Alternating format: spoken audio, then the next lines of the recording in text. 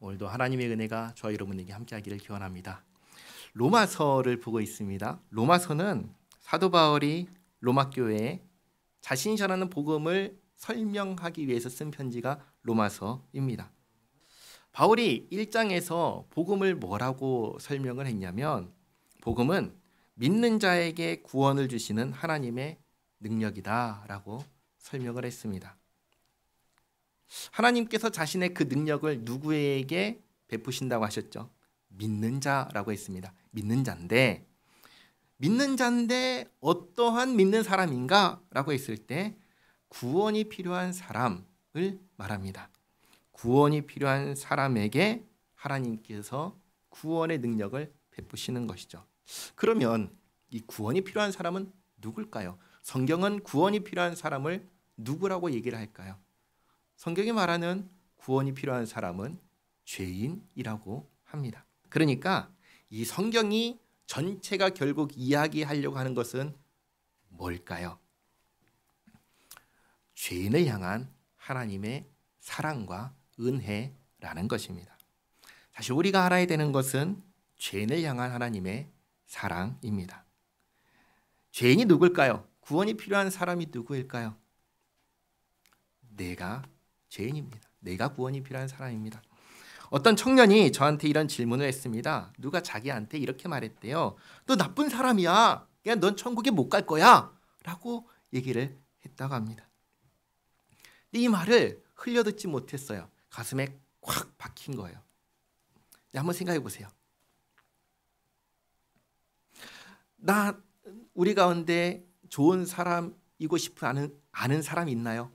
난 나쁜 사람이고 싶어 하는 사람 있나요? 없지요. 우리는 모두 다 좋은 사람이고 싶습니다. 근데 좋은 사람이고 싶지만 실제로 좋은 사람인가요? 생각해 보면 곤란하죠. 좋은 사람이고 싶은데 좋은 사람이 아니에요. 나쁜 사람이에요. 그러니까 너 나쁜 사람이야. 그러니까 너 천국 못 가. 라는 말이 흘려들을 수가 없는 거예요. 그게 가슴에 콱 와닿은 거예요. 왜죠? 내가 나쁜 사람이 맞으니까. 그래서 가만히 생각해 보면 나는 천국에 갈 자격이 없는 사람인 게 분명합니다. 맞아요. 그래서 그 청년이 저한테 와가지고 한 질문이 그겁니다. 저 천국 못 가나요? 저 천국 못 가나요? 우리는 어떻게 천국에 가지요? 내가 자격을 다 갖춰서 가나요? 그렇지 않죠. 자격을 갖추고 싶지만 갖출 수 없다는 것을 잘 압니다. 좋은 사람이고 싶지만 그렇지 않다는 것을 압니다. 그래서 오늘 죽으면 천국 갈 수 있습니까? 라는 이 질문에 모든 사람들이 이구동성으로 하는 말, 아니요, 아직은 못 갈 것 같아요. 왜 그렇죠? 죄가 많아서 착한 일을 못했어요. 부족해요 라고 대답을 합니다. 자격을 갖추고 싶지만 갖출 수 없는 내 한계를 보면서 우리 모두가 고백하는 말이 나는 안 된다라는 겁니다. 그리고 성경은 그런 나를 위해서 하나님께서 아들 예수님을 보내주셨다, 그 이야기를 하는 겁니다. 그런 나를 구원하기 위해서 아들 예수님 구원자로 보내주었으니 예수 믿고 구원받으라고 하는 겁니다. 그런데 한번 생각해 보시기 바랍니다.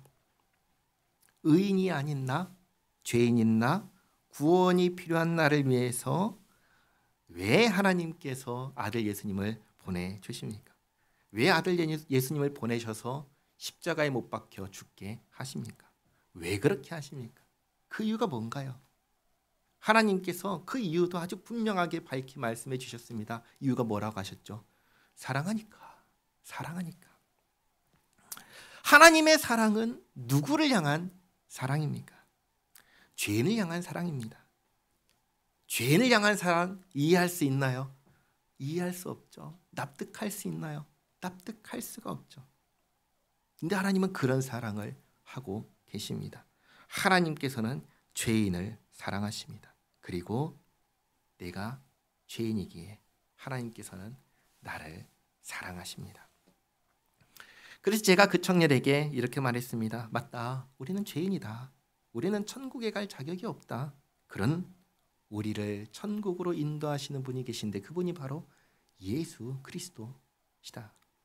예수님은 우리를 구원하기 위해서 오셨다. 이겠습니다.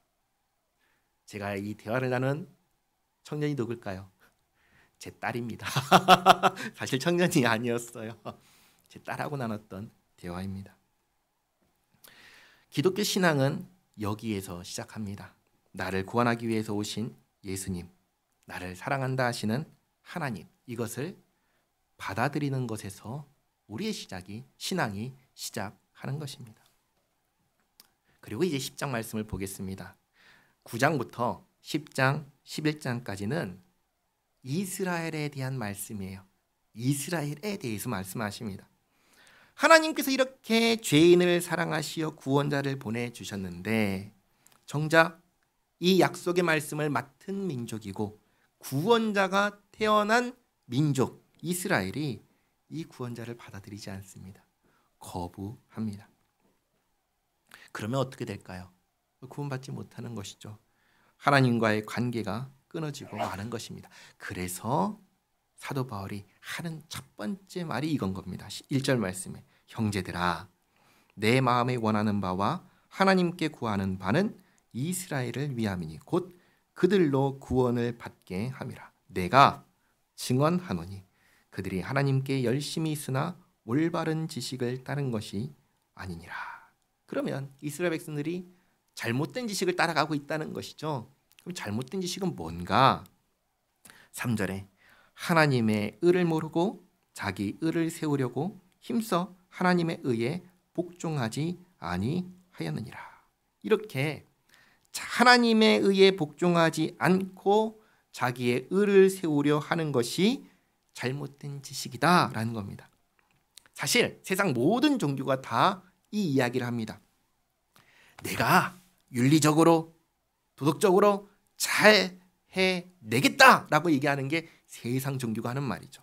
내가 돌을 깊이 닦아서 내가 해내겠어라고 말하는 겁니다.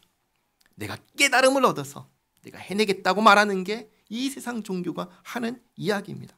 이 모든 것이 다 누구의 의를 세울까요? 자기의 의를 세우는 겁니다. 하나님을 영화롭게 해야 하는 사람이 하나님이 아닌 자기 자신을 영화롭게 하고 있습니다. 왜 이렇게 할까요? 그 이유가 이겁니다. 율법을 잘 지키면 된다라고 오해했기 때문입니다. 물론 율법은 지켜야 되나요? 안 지켜야 되나? 안 지켜도 되나요? 지켜야 됩니다. 율법 지켜야 됩니다. 근데 율법이 가리키는 것이 뭔가요? 율법은 뭘 하라고 하죠? 사랑하라고 합니다. 누구를요? 하나님을 사랑하고 이웃을 사랑하라고 합니다. 근데 이 사랑이라는 본질을 놓치고 율법의 각 규정들을 지켰냐 안 지켰냐로 따지고 들어가면 그게 어떤 사람이 되는 거죠?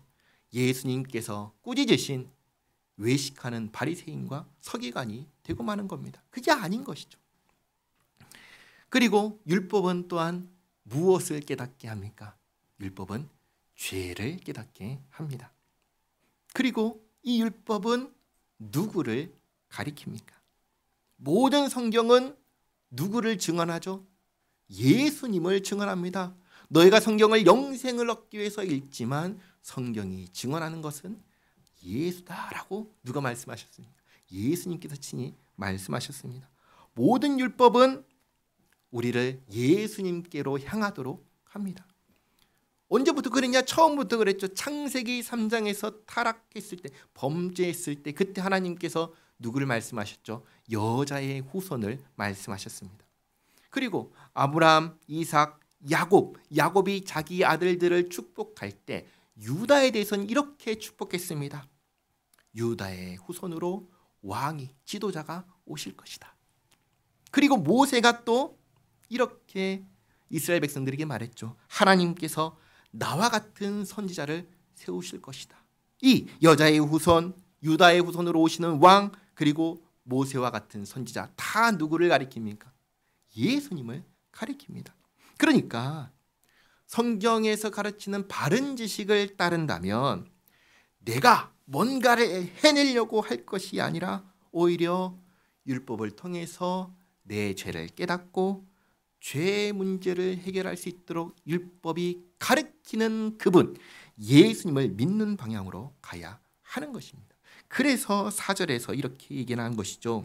그리스도는 모든 믿는 자에게 의를 이루기 위하여 율법의 마침이 되시느니라.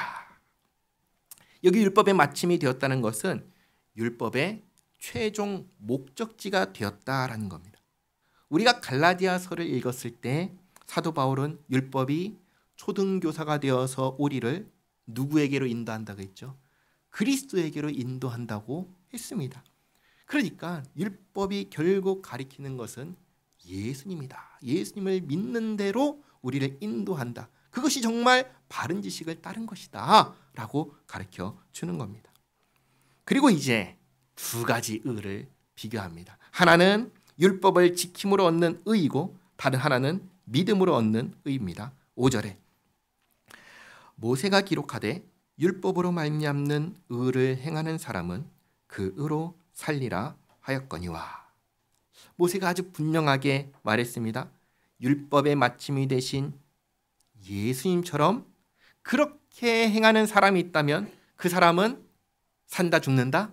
산다 라고 아주 분명하게 말했습니다. 그러나 한번 생각해 보시기 바랍니다. 나는 예수님처럼 할 수 있습니까? 한번 정직하게 생각해 보세요. 예수 믿는 사람들은 모두가 다 누구를 닮아야 되죠? 예수님 닮아야 합니다. 예수님처럼 살려고 해야 합니다. 그러나 누구보다도 잘 예수님처럼 할 수 없다는 것을 아는 사람이 누구죠? 예수 믿는 사람들입니다. 그러니까 이 말은 무엇을 의미하나요? 율법을 행함으로 살 수 있는 사람은 아무도 없다라는 것을 알려주는 겁니다. 바른 지식을 따른다면 이것이 안 된다라는 것을 알 수 있는 겁니다. 율법으로는 죄를 깨달을 뿐 의를 얻을 수 없다라는 것을 알게 되는 것이죠. 그러면 율법으로 얻으려고 하는 의가 아닌 또 다른 의, 하나님의 의, 믿음으로 얻는 의는 뭐냐 했을 때 그리스도를 믿음으로 얻는 의라는 겁니다. 자, 그러면 우리가 믿어야 되는 그리스도는 어디에 계신가? 어디에 계셔서 우리가 믿을 수 있는가? 할 때 6절부터 모세가 신명기 30장에서 했던 설교를 인용하는데 조금 다르게 인용합니다.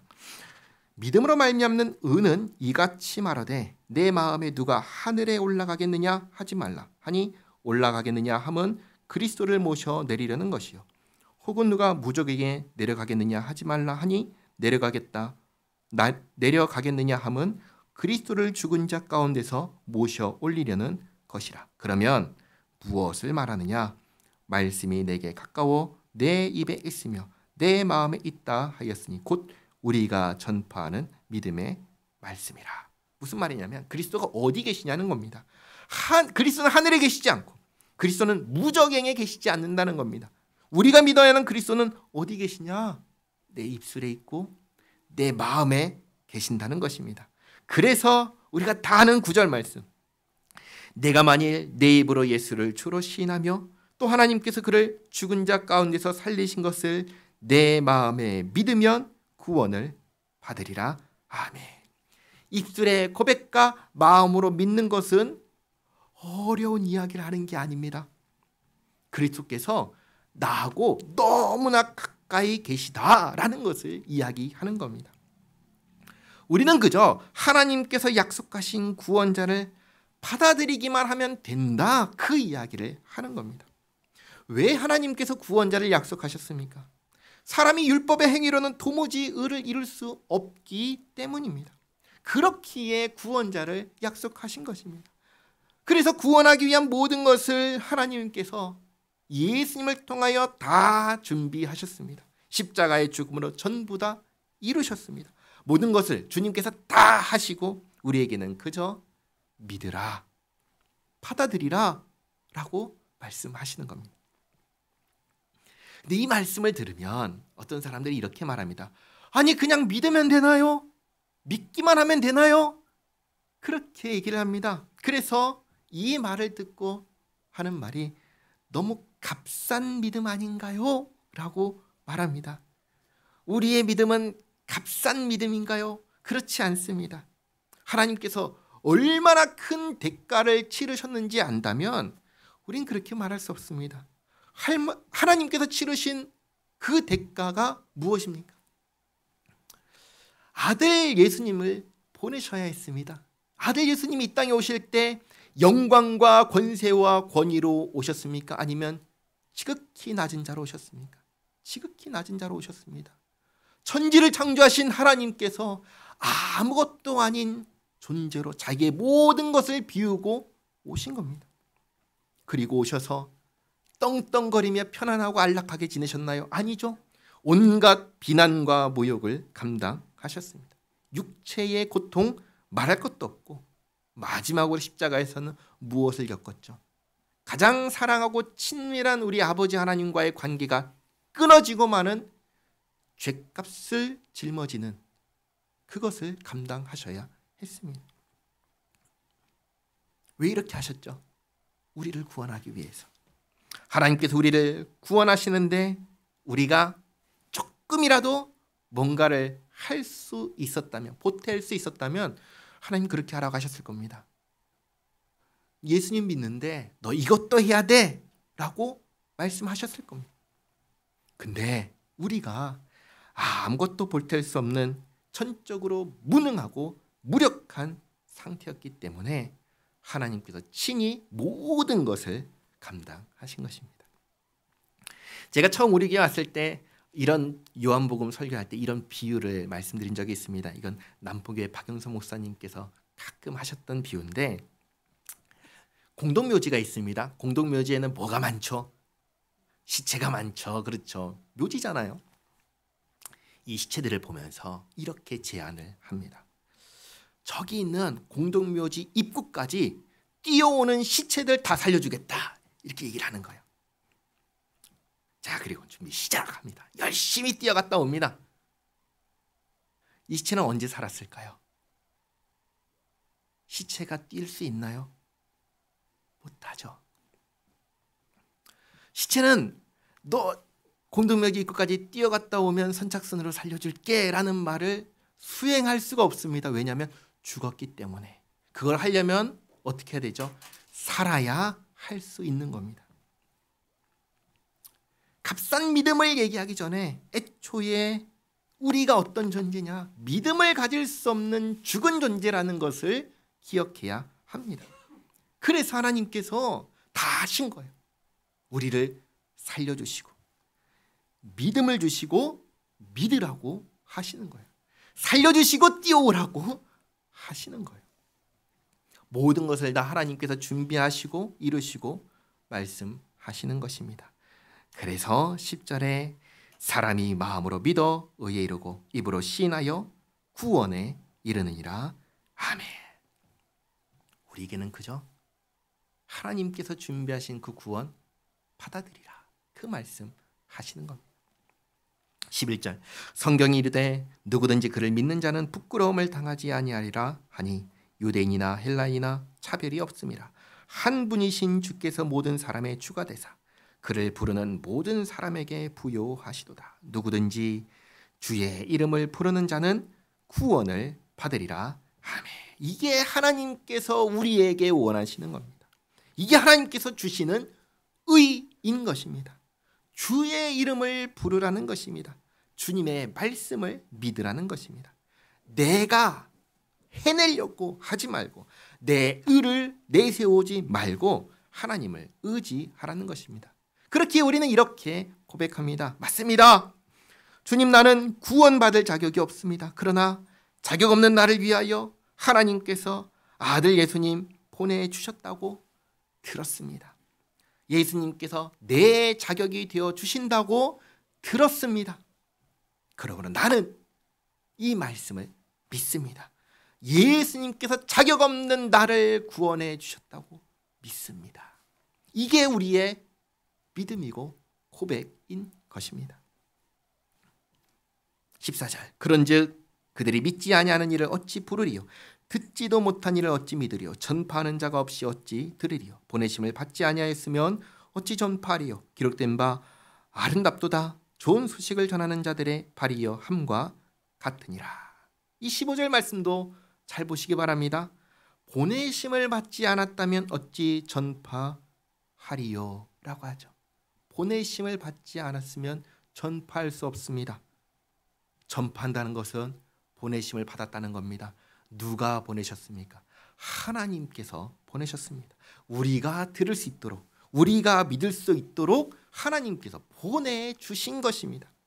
오늘날 우리가 복음을 들을 수 있는 것도 하나님께서 이렇게 주의 백성들을, 전도자들을 보내주셨기 때문입니다. 이것도 누구의 은혜입니까?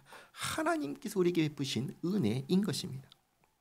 그러나 16절, 그러나 그들이 다 복음을 순종하지 아니하였도다. 듣는다고 다 믿는 게 아니라는 것입니다.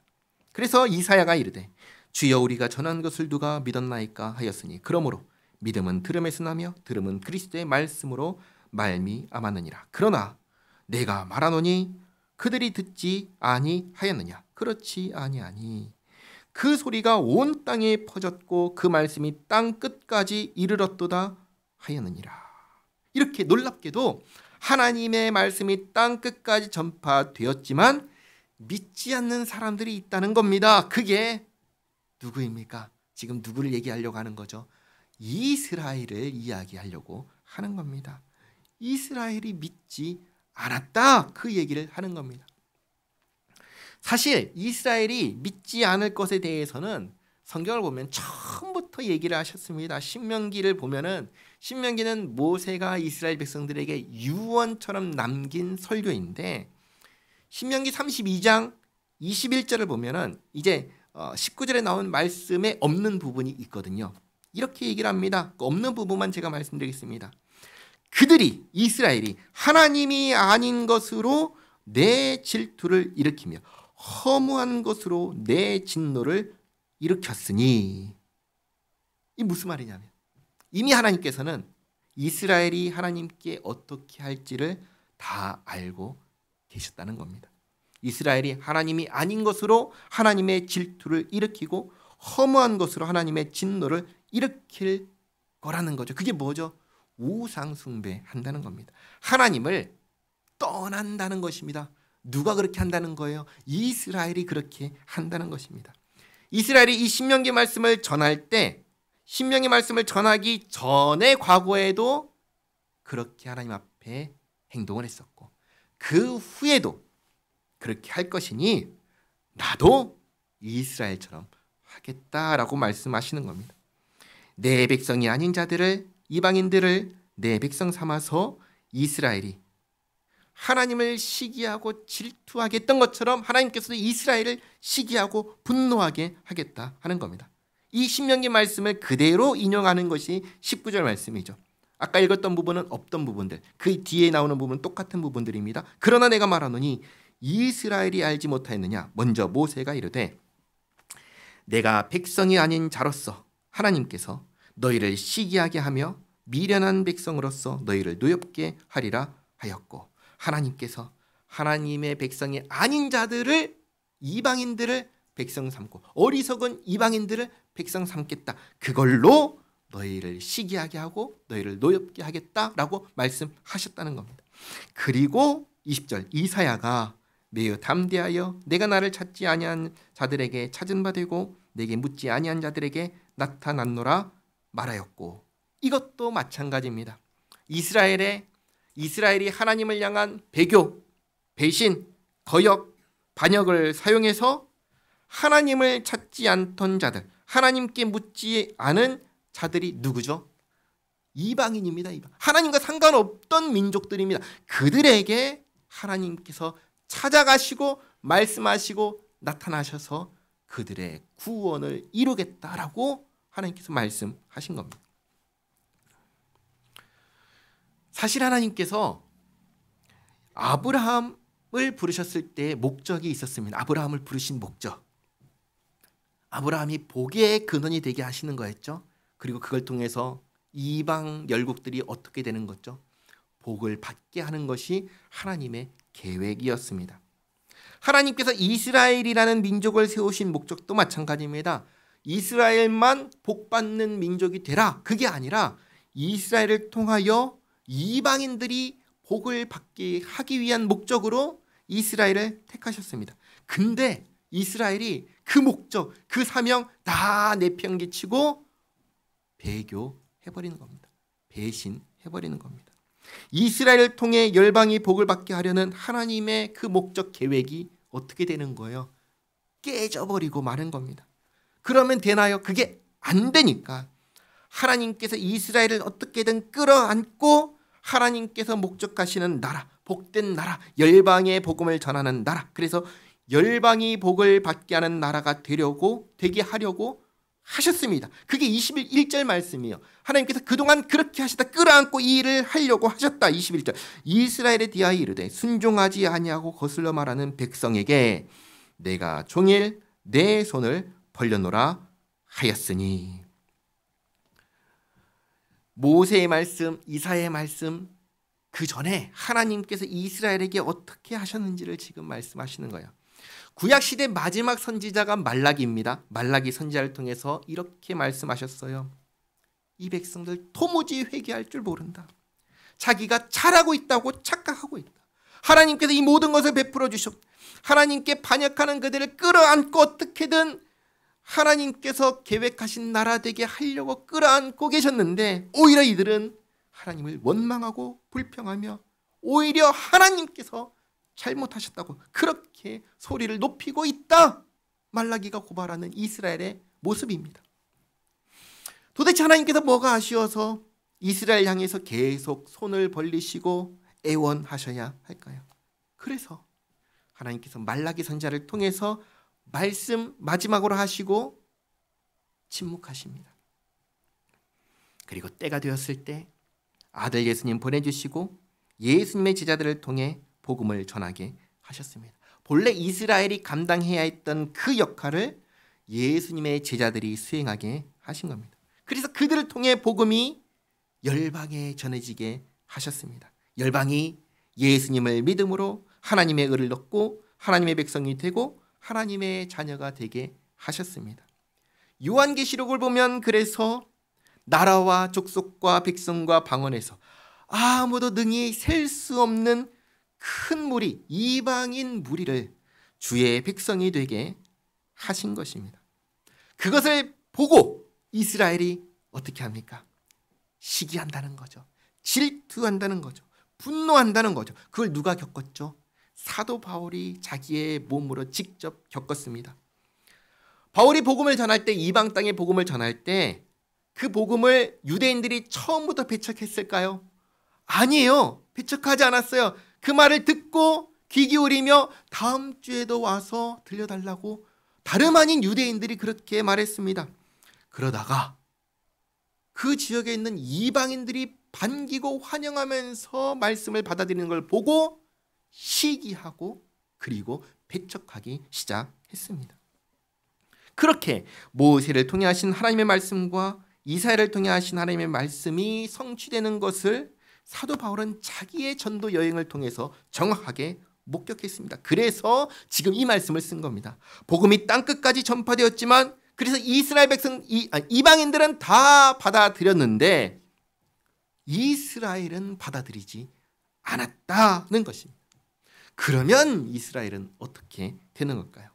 지난주 9장을 볼 때 하나님께서 이스라엘을 그럼 버리셨냐라는 이 질문에 버리지 않으셨다라고 했습니다.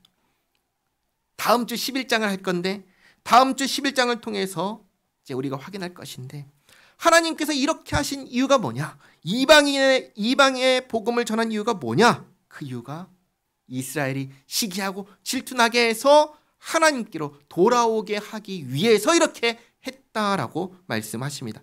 11장 11절 말씀인데 우리 한번 같이 읽어보도록 하겠습니다. 로마서 11장 11절입니다. 같이 읽겠습니다. 그러므로 내가 말하노니 그들이 넘어지기까지 실족하였느냐? 그럴 수 없느니라. 그들이 넘어짐으로 구원이 이방인에게 이르러 이스라엘로 시기나게 함이니라. 아멘. 그리고 14절입니다. 14절도 같이 읽겠습니다. 이는 혹 내 골육을 아무쪼록 시기하게 하여 그들 중에서 얼마를 구원하려 함이라. 아멘. 이런 겁니다. 하나님께서 도무지 손을 벌려서는 자신의 잘못을 깨닫지 못하는 이스라엘을 어떻게든 구원하기 위해서 또 하나님의 본래 목적을 이루기 위해서 이렇게 하셨다라는 것입니다. 이 부분 다음 주에 이어서 또 살펴보도록 하겠습니다. 오늘 전체 말씀 가운데 이것 한 가지 기억하시기 바랍니다. 바로 하나님의 은혜입니다. 하나님의 은혜. 많은 사람들이 오해합니다. 하나님께서 그냥 내버려 두셨다고.